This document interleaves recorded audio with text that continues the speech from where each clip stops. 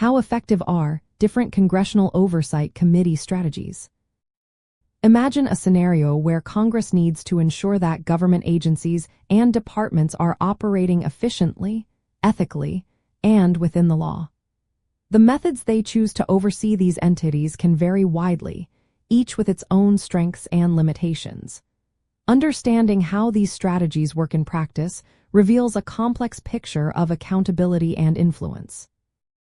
One common approach involves holding hearings where committee members question agency officials, experts, and sometimes whistleblowers.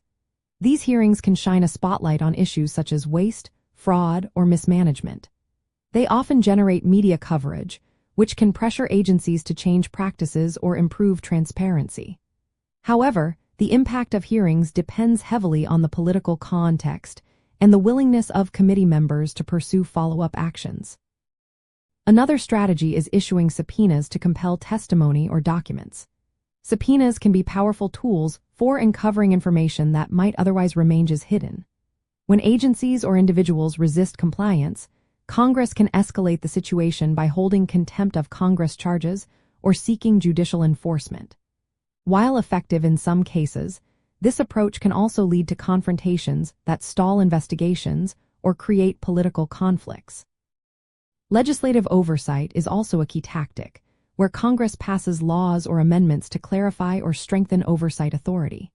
This can include establishing new reporting requirements or creating specialized oversight bodies.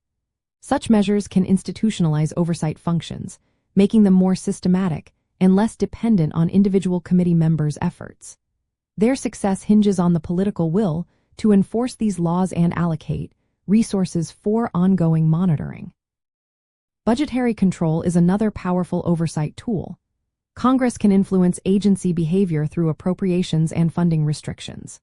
For example, withholding funds or attaching conditions to funding can motivate agencies to comply with legislative expectations. This strategy often yields tangible results because agencies are directly affected by budget decisions.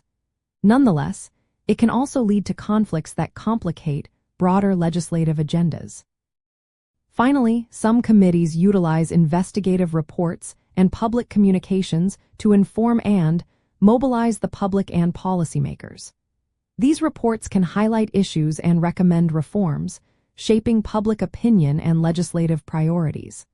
While less direct than hearings or subpoenas, this strategy can create sustained pressure for change over time. Overall, the effectiveness of these strategies depends on how they are combined and the context in which they are used. When employed thoughtfully, they can enhance oversight, promote accountability, and foster improvements within government operations. However, their success often relies on political will, institutional strength, and the ability to sustain pressure over time.